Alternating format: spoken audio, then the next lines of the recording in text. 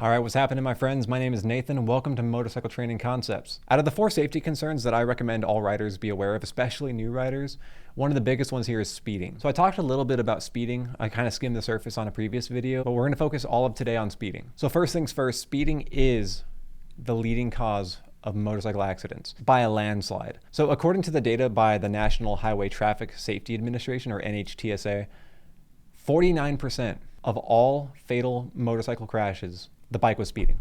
49%, that's such a huge number of pretty much preventable crashes. Now, a lot of this is going to seem obvious, but it's worth noting that to a motorcycle, speeding is a lot more dangerous than cars. So of course, the faster speed you go is going to make it harder for you to predict and react to things like road hazards or other drivers on the road. But the faster you go, it also makes it harder for other drivers to react to you. It goes both ways. Now, if you're speeding, more than likely you're in the zone and you're hyper focused on whatever it is you're doing, but other drivers cut out in front of you, animals run across, it gets really windy, but you're going so fast, it's so hard to see that in time to make adequate decisions. Your steering is gonna stiffen up, so it makes it harder to turn. But even with a car could see you make a decision to go out in front of you because at the distance you are from them, if you were traveling at speed limit, you wouldn't have hit them. But since you're traveling probably double the speed limit, it seems like they jumped out in front of you. But in reality, they made the judgment call based off the recommended speed for that area, not the speed you were going. So that's where speed can play into the decision-making of you and others. While I'm not saying be goody two-shoes and go the speed limit all the time everywhere you go, because tracks are a thing and off-roading is a thing where there are no speed limits. But on public roads, especially as a new rider, going the speed limit, being predictable to other drivers and going in a speed that's within your limits, within your skill level, is going to make it a lot safer for you because, again, 49% of all fatalities on motorcycles were because the bike was speeding. This next one's probably an overlooked reason why speeding can be dangerous, and that's that you don't have crumple zones, you don't have airbags, you don't have seat belts.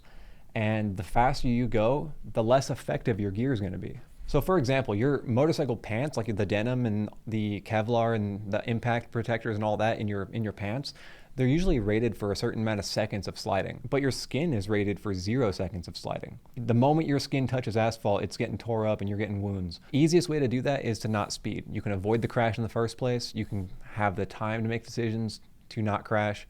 And if you do crash, your gear is going to be a lot more effective the slower you are. And the last one here is that speeding puts other drivers at risk. You speeding on a bike puts other people at risk because in order to maintain a higher rate of speed in traffic, you have to drive recklessly to do that. You have to bob in and out of traffic, weave in and out, and it puts other drivers at risk because they're not expecting you to be there. They're not looking for somebody going faster than the flow of traffic. They'll check their mirror, and if no one's immediately there, they're not going to be there in the next 5 seconds. So you're not only endangering yourself by doing that, you're driving recklessly, you can get cited for that and endangerment of others, but you're putting other people at risk, and that's selfish. So to end on a positive note, I want to give you some pro tips as a new rider. If you're just starting, if you're just getting a bike, if you're just contemplating it, maybe you're on the fence, your ride is going to be so much more enjoyable if you're either going the speed limit or going the flow of traffic. Whatever's safer in that scenario, there's never a blanket statement that covers everything. As long as you maintain that safety, ride within your skill limit, ride within your means, don't push that boundary in areas where there are other drivers on the road. You're going to enjoy your ride a lot more if you maintain calm, cool, collected, and just drive